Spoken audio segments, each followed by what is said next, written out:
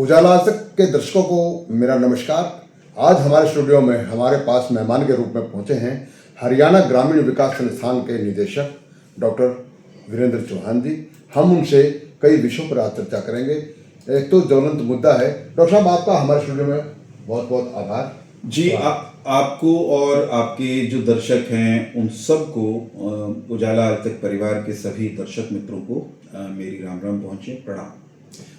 हम जानना चाहेंगे, एक ज्वलंत मुद्दा है जो दिल्ली जंतर मंतर पर हुआ और आज शिक्षा मंत्री ने इस्तीफा दिया, इसके बारे में क्या कहेंगे?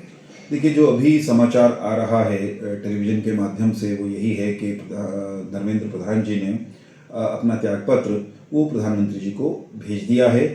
इस मांग पर जंतर मंतर पर जो लोग प्रदर्शन कर रहे हैं वे अड़े हुए थे। मुझे लगता है व्यक्तिगत तौर पर कि ये प्रजातांत्रिक मूल्यों के प्रति और प्रजातांत्रिक व्यवस्थाओं के प्रति भारतीय जनता पार्टी के नेतृत्व की जो दृष्टि है उस निष्ठा का एक तरह से प्रमाण है। क्योंकि देश के एक वर्ग के लोग, खासतौर पर युवा, वे प्रदर्शन कर रहे थे। उनकी भावनाओं का आदर करते हुए उन्होंने ये त्यागपत्र जो है प्रधानमंत्री जी को भेजा है। अब हम जानना चाहेंगे, हरियाणा ग्रामीण परिवेश में जो आपको जिम्मेदारी दी गई है हरियाणा सरकार द्वारा, उसमें किस तरह से हम ये देखें कि पॉलिसी जो है ग्रामीण पंचायती राज में जी जो इस वक्त अपडेट में है और ग्रामीण व्यवस्था में किसी तरह से लोगों की नज़रों में विकास समझा जा रहा है?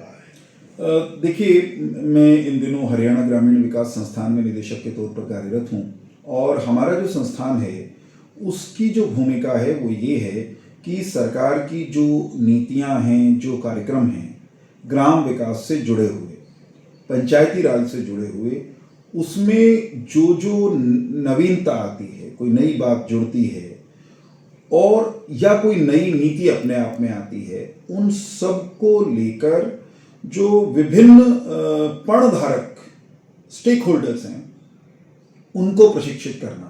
और प्रशिक्षण आप मानेंगे कि वो सतत चलने वाली प्रक्रिया है। तो मैं, अगर आप प्रशिक्षणों की बात करेंगे तो मैं आपके साथ वो सारी जानकारियां साझा कर सकता हूं जिन प्रशिक्षणों पर चालू वित्त वर्ष में हरियाणा ग्रामीण विकास संस्थान का ध्यान है, सरकार का ध्यान है। और हमारे साथ जुड़े हुए जो अन्य इदारे हैं, संस्थान हैं, मान लीजिए राष्ट्रीय ग्रामीण विकास एवं पंचायती राज संस्थान हैदराबाद है, जिन पर हम सब का एक प्रकार से सामूहिक ध्यान है, उन सारे बिंदुओं की मैं आपके साथ संक्षेप में चर्चा कर सकता हूं। उदाहरण के तौर पर इस साल 1 जुलाई से भारत में हमने जो ग्रामीण रोजगार गारंटी की योजना, जिसे पहले मनरेगा कहते थे, उसके स्थान पर एक नई योजना लागू की है। भारत की संसद ने अनेक वर्षों से जो चली आ रही मनरेगा थी उसकी खामियों को दुरुस्त करते हुए विकसित भारत के सपने के अनुरूप एक नई योजना वो बनाई, जिसका नाम, उस अधिनियम का नाम है विकसित भारत जी राम जी अधिनियम। वो अधिनियम 1 जुलाई से लागू हो गया। उसके लागू होते ही मनरेगा समाप्त हो गई और मनरेगा का स्थान एक नई योजना, नए मिशन ने ले लिया। तो अब परिवर्तन है, एक बड़ा परिवर्तन है। उस परिवर्तित योजना में अगर आप उसको कायदे से लागू करना चाहते हैं तो बहुत लोगों को प्रशिक्षित करना पड़ेगा। गांव के सरपंच को प्रशिक्षित करना पड़ेगा, गांव के सचिव को प्रशिक्षित करना पड़ेगा, जो संबंधित इंजीनियर्स हैं जो इस योजना के काम को लागू कराएंगे ग्राम विकास की प्रक्रिया में, उन सबको नई योजना के स्वरूप, नियमों, कार्य पद्धति, इस सब का प्रशिक्षण देने की हमको आवश्यकता है। तो एक बड़ा काम इस वित्त वर्ष में हमको करना है। हम ये कार्य पहले से प्रारंभ कर चुके हैं। विकसित भारत जी राम जी योजना के तहत हरियाणा के गांवों को उत्कृष्ट बनाने की प्रक्रिया में प्रौद्योगिकी यानी टेक्नोलॉजी का बेहतर इस्तेमाल कैसे हो, युक्त धारा नामक एक पोर्टल है जिसके माध्यम से गांव के विकास की योजना तकनीकी तौर पर बनाई जाती है।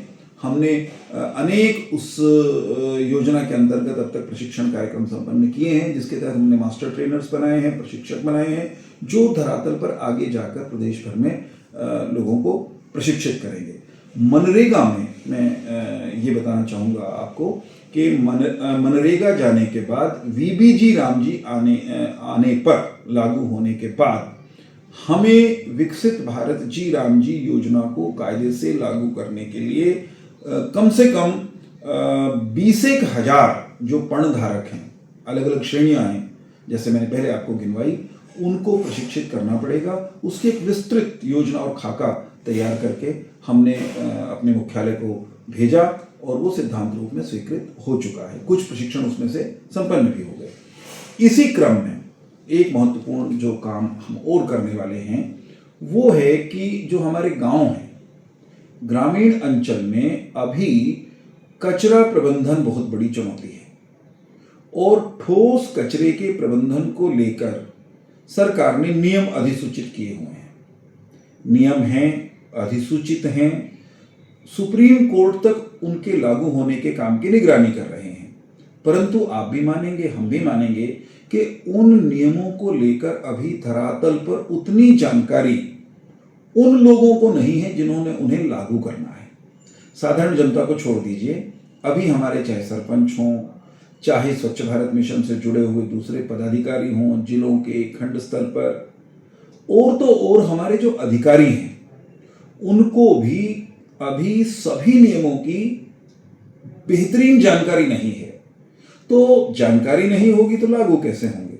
और जानकारी होना इसलिए जरूरी है क्योंकि लागू करना है, और इसलिए भी जरूरी है कि आंख मूंद कर बैठे रहने से कि हमें जानकारी नहीं है काम चल जाएगा, ऐसा नहीं होने वाला, क्योंकि सुप्रीम कोर्ट निगाह रखे हुए है। इसी वो प्रशिक्षण भी हम करीब करीब मुझे लगता है 80,000 लोगों का पूरे हरियाणा में आने वाले दिनों में इसी वर्ष में हम करने वाले। जी, इसी बात पे मैं एक कहना चाहूँगा, आप नीलोखेड़ी में बैठते हैं जी, और आपने वहाँ जो चतंग नहर है उसके आसपास विकास कार्य चलाए हैं और नीलोखेड़ी में इस बात की चर्चा है कि डॉक्टर साहब बहुत अच्छा काम कर रहे हैं। लेकिन उस पर पहली सरकारों में जो दबंग लोग रहे हैं या कोई चेयरमैन पोस्टों पर रहे, कोई नेता रहा, कोई उनका सहयोग, इस तरह के लोगों को वहाँ पर कब्जे भी हैं, तो ऐसे में क्या वो आ जाएगी बात? देखिए, मैं तो ये कहूँगा कि हमारी जो सरकार है वो हर प्रकार के अवैध कब्जों से सार्वजनिक भूमि को मुक्त कराने के लिए काम कर रही है। चाहे वो गांव की पंचायती भूमि हो, चाहे वो तालाब हो, और चाहे हमारे नदी नालों की कहीं भूमि है जिस पर किसी ने कब्जा किया हुआ है। वो मुझे कुछ करने की आवश्यकता नहीं है।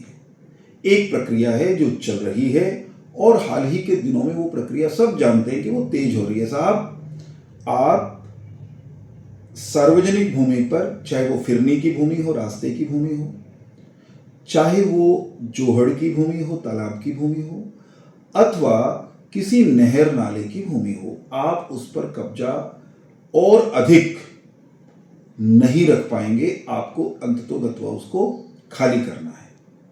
तो जहां तक नीलोखेड़ी शहर से होकर गुजरने वाली चतंग, जो कि प्राचीन दृशद्वती नदी की अवशेष है, सरस्वती की सहयोगी नदी दृशद्वती, जिसका जिक्र मनुस्मृति में भी आता है, जिसका जिक्र वैदिक साहित्य में अनेक स्थानों पर आता है, जो आज की चतंग है, चाहे वो नीलोखेड़ी से होकर गुजरती हो, चाहे वो कहीं शाहबाद के क्षेत्र से होकर गुजरती हो, लाडवा के क्षेत्र से होकर गुजरती हो, और आगे मुझे लगता है जींद होते हुए, जींद के क्षेत्र से होते, मेरे गांव से होते हुए, जींद से गुजरते हुए राजस्थान तक जाती होगी।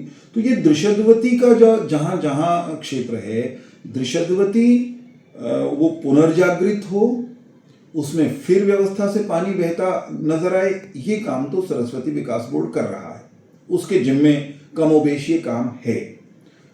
हमें ये लगता है कि नीलोखेड़ी शहर के लिए चतंग का साफ होना, चतंग का शुद्ध होना और चतंग का सुंदर होना बहुत जरूरी है।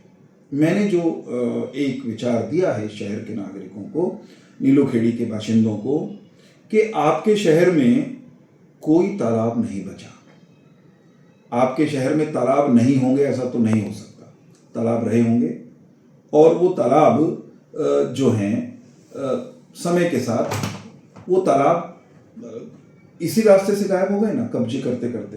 तो आपके शहर में कभी तालाब रहे होंगे, हमने पहरेदारी नहीं की, तालाब चले गए। नई पीढ़ी के बच्चों को ये बताना भी मुश्किल होता होगा कि तालाब भी कोई चीज़ होती है। पूरे नीलोखेड़ी शहर में अगर कोई एक प्राकृतिक जल स्रोत है तो वो दृशद्वती के रूप में, चतंग के रूप में इस शहर को छूकर जाता है। तो क्यों ना दृशद्वती या चतंग के पूरे क्षेत्र को हम कब्जा मुक्त भी कराएं, हम सुंदर भी बनाएं और केवल साफ सुथरा न बनाएं अपितु इसको तीर्थ के रूप में विकसित करें। ये विचार मैंने नगर के लोगों के सामने, प्रबुद्ध लोगों के सामने, राजनीतिक लोगों के सामने, जन सामान्य के सामने रखा है। अब जब कोई नया विचार रखा जाता है तो देखिए डॉक्टर साहब, सबको तो वो पसंद नहीं आता, किसी ना किसी को तो पीड़ा होती है। ऐसा कोई तो विचार नहीं है जिसको लेकर किसी को पीड़ा ना हो, लेकिन अच्छे विचार को किसी को पीड़ा भी हो रही हो उसके बावजूद लागू करने का प्रयास किया ही जाना चाहिए सिद्धांत रूप में, मैं ये मानता हूँ। तो हम इस काम को आगे बढ़ाने की कोशिश कर रहे हैं। अड़चनें पहले वालों के सामने भी आई होंगी, हमारे सामने आज भी हैं, कल भी आएंगी, परंतु इस शहर के नागरिकों को ये विचार करना पड़ेगा कि अगर श्रेष्ठ काम हो रहा है तो शहर उसके समर्थन में आ खड़ा हो। अगर शहर समर्थन में आ खड़ा होता है तो कुछ विरोध करने वाले मित्र हैं, उनको भी फिर हम मना सकेंगे, उनका मन भी ठीक कर लेंगे। एक और बात जी, हरियाणा प्रदेश का नीलोखेड़ी जो है इसमें प्रशिक्षण के लेवल पर, और आप जिस तरह से हरियाणा ग्रामीण विकास कार्यक्रम में बैठे हैं, नीलोखेड़ी HIRD के नाम से जाना जाता रहा है जी, और यहाँ से सभी विभागों के लोग शिक्षण प्रशिक्षण लेकर के जाते रहे हैं और प्रदेश के अंदर अपडेट का काम करते रहे हैं, विकास का काम करते रहे हैं और पॉलिसी पे किया है जी। ऐसे में यहाँ प्रेस भारत सरकार की तरफ से होती है और वो हम काफी दिनों से देखते थे, बहुत पुराना था नीलोखेड़ी के अंदर ये है और वो अब बंद पड़ा है। इस पे कुछ देखिए, इस पे तो क्योंकि मूल रूप से जो प्रिंटिंग प्रेस है वो हरियाणा ग्रामीण विकास संस्थान के दायरे में नहीं आती। आपकी जानकारी के लिए, आपके दर्शकों की जानकारी के लिए मैं बताना चाहूँगा कि नीलोखेड़ी 550 एकड़ की जंगली भूमि पर, दलदली भूमि पर उस समय के पूर्वी पंजाब जिसको कहेंगे वहाँ से पश्चिमी पंजाब से विस्थापित होकर जो लोग आए थे, जो बाद में पाकिस्तान कहलाया, उन लोगों में से कुछ लोगों ने अपने परिश्रम से मेहनत करके बसाया था।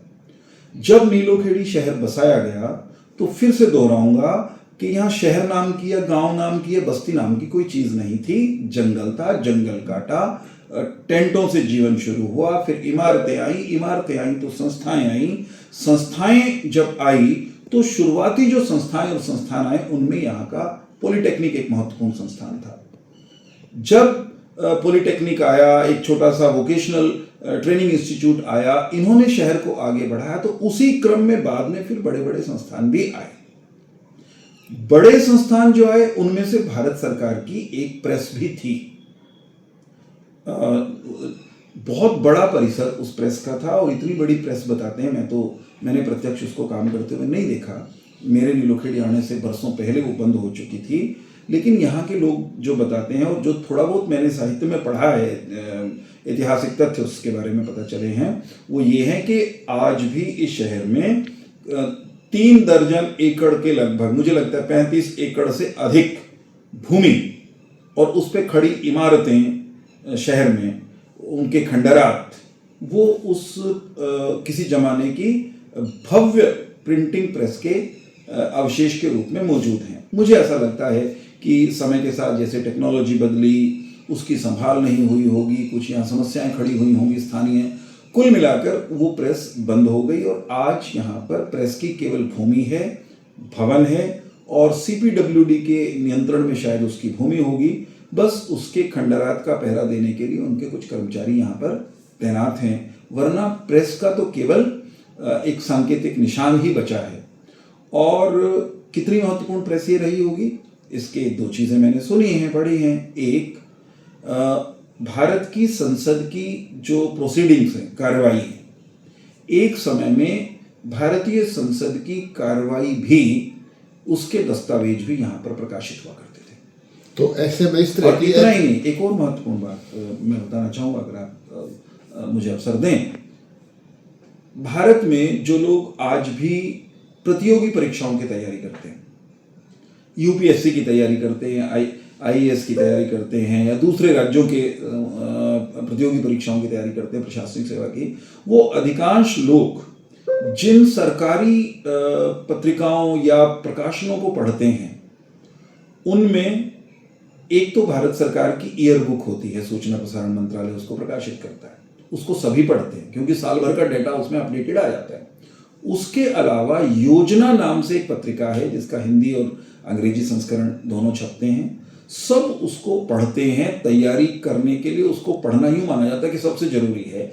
इसी तरह ग्रामीण विकास से जुड़ी एक पत्रिका है जिसका नाम कुरुक्षेत्र है। आजकल वो, पहले शायद ग्राम विकास मंत्रालय छापता होगा, आजकल सूचना प्रसारण मंत्रालय के पास उसका नियंत्रण है। तो कुरुक्षेत्र नामक जो पत्रिका सारे देश में पढ़ी जाती है, वो किसी जमाने में इसी प्रिंटिंग प्रेस से छपा करती थी, और तो और उसकी शुरुआत भी यहीं से हुई थी। और संभवतः उसका नाम कुरुक्षेत्र इसीलिए पड़ा क्योंकि नीलोखेड़ी जो है वो लगभग कुरुक्षेत्र से उसकी पहचान शुरू से जुड़ी हुई थी। किसी जमाने में हो सकता है कुरुक्षेत्र जिले का हिस्सा भी रहा हो। चलते चलते आपको एक जानकारी और इसी में साझा करूंगा। जब नीलोखेड़ी, आज का नीलोखेड़ी जिसको नीलोखेड़ी कहते हैं, जब ये नई बस्ती, नई नगरी बसाई गई तो इसका नाम नीलोखेड़ी नहीं प्रस्तावित था। इसका नाम मजदूर मंजिल के रूप में प्रस्तावित किया गया था। मजदूर मंजिल योजना नाम से एसके डे साहब ने, जो बाद में भारत के कम्युनिटी डेवलपमेंट के मंत्री बने, उन्होंने केंद्र सरकार से ये योजना मंजूर कराई थी, जिसके तहत मैंने कहा कि 550 एकड़ भूमि और 5 लाख रुपए शुरू में उनको मिले थे। तो उन्होंने अपने मजदूर मंजिल प्रोजेक्ट या परियोजना का एक प्रतीक चिन्ह बनाया था, जैसे लोगो होता है ना, एम्ब्लेम। तो वो जो था, वो अगर मेरे पास पुस्तक है, बल्कि मैं उस पुस्तक में आपको दिखा भी सकता हूँ, वो जो एम्ब्लेम है मजदूर मंजिल का, वो उसमें नटराज है। मैं आपको दिखाऊंगा और कैमरे पर भी मैं उसको दिखाना चाहूंगा बाद में। नाचते हुए नटराज, ये नीलोखेड़ी या उस समय की मजदूर मंजिल की पहचान थे। और नटराज की, नाचते हुए नटराज के नीचे कुरुक्षेत्र लिखा हुआ था। तो कुरुक्षेत्र से इस धरती का जुड़ाव भावनात्मक था, निकटता के कारण भी, और शायद इसलिए भी था कि यहाँ जो लोग आए थे इस शहर को बसाने, वो सारे कुरुक्षेत्र के विस्थापित शिविर से आए थे। तो शायद इसी भाव से फिर वो जो पत्रिका ग्राम विकास की छपी, उसका नाम भी कुरुक्षेत्र पड़ा, और वो आज तक भी बड़ी प्रतिष्ठित पत्रिका के रूप में जानी पहचानी जाती है। प्रेस क्यों बंद हुई, उसका भविष्य क्या होगा, इस बारे में तो नहीं कह सकता मैं सिर्फ इसलिए क्योंकि आप एक जिम्मेदार और प्रदेश सरकार के जिम्मेदार हैं, और बहुत बड़ी जिम्मेदारी है आप पर। तो इस तरह की हिस्टोरिकल जो बात है जी, और जो इस देश के चौथे स्तंभ का हिस्सा और रह करके देश की सारी प्रकाशन जो होता था यहाँ से, संसद का बताया आपने जिस तरह से जानकारी दी है, क्या इसके बारे में आप हरियाणा सरकार को या भारत सरकार को कभी मौका मिले आप इसको पहुँचाएंगे वहाँ तक बात खोल के दिखा? जी, यस। मेरे पास ये जो पुस्तक है, मेरे पास, मेरे हाथ में जो आप पुस्तक देख रहे हैं, नीलोखेड़ी नाम की पुस्तक है। एसके डे साहब जिन्होंने नीलोखेड़ी की कल्पना की और बसाया, उन्हीं की लिखी हुई पुस्तक है। और मैं आपको बता रहा था कि मैं आपको इसका एम्ब्लेम या लोगो दिखाऊंगा। आपको मैंने दिखाया, आपके दर्शकों को भी मैं दिखाना चाहूँगा। ये मजदूर मंजिल नामक इसका प्रतीक चिन्ह था। मजदूर मंजिल और कुरुक्षेत्र, उसमें नीचे कुरुक्षेत्र भी आप लिखा हुआ देखते हैं। रही बात आपके सवाल की तो मेरा प्रयास ये रहेगा, मुझे लगता है हमारे जो विधायक है भगवान दास कबीरपंथी जी, वे पहले ही इस बारे में हमारे केंद्रीय मंत्री मनोहर लाल जी से बात कर चुके हैं, और मेरा भी ये प्रयास रहेगा कि हम सब मिलकर ये कोशिश करें कि जो प्रिंटिंग प्रेस का एक बड़ा परिसर यहाँ पर पड़ा हुआ है, जो खाली है, उसका उपयोग नहीं हो रहा, उसका सदुपयोग जल्द से जल्द कुछ ना कुछ हो सके। हरियाणा सरकार के किसी विभाग को हस्तांतरित करके, नगर पालिका को उस भूमि को हस्तांतरित करके वो खाली जगह वो उपयोग में आनी चाहिए। एक महत्वपूर्ण बात ये है। और रही बात कुरुक्षेत्र पत्रिका की, तो मैं अभी मुझे उसके बारे में थोड़ा सा अध्ययन और करना है। कुरुक्षेत्र पत्रिका उसके नीलोखेड़ी से जुड़ाव और यहाँ से फिर उसके जाने की कहानी भी बहुत विस्तार से मैं सबके सामने बहुत जल्द लेकर आऊँगा, और उसके साथ नीलोखेड़ी का नाता नए सिरे से कायम कैसे किया जा सकता है, इसकी संभावनाओं पर भी हम लोग मिलकर विचार करेंगे। आपने हमारे चैनल के माध्यम से हमारे दर्शकों को बहुत महत्वपूर्ण जानकारी दी, और हरियाणा ग्रामीण विकास संस्थान की तरफ से पंचायती राज को भी और लोगों को भी इससे बहुत महत्वपूर्ण विषयों पर जानकारी मिलेगी और फ़ायदा भी होगा।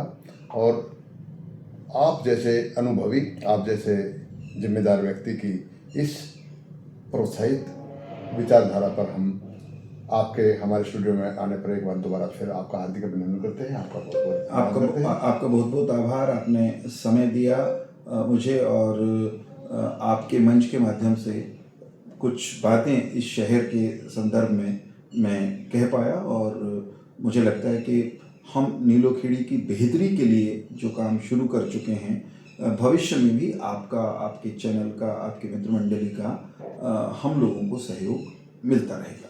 आप देख रहे हैं उजाला आज तक, देखते रहिए। अपडेट के लिए कैमरामैन दर्शन लाल शर्मा के साथ चीफ एडिटर डॉक्टर मेजराज, नमस्कार।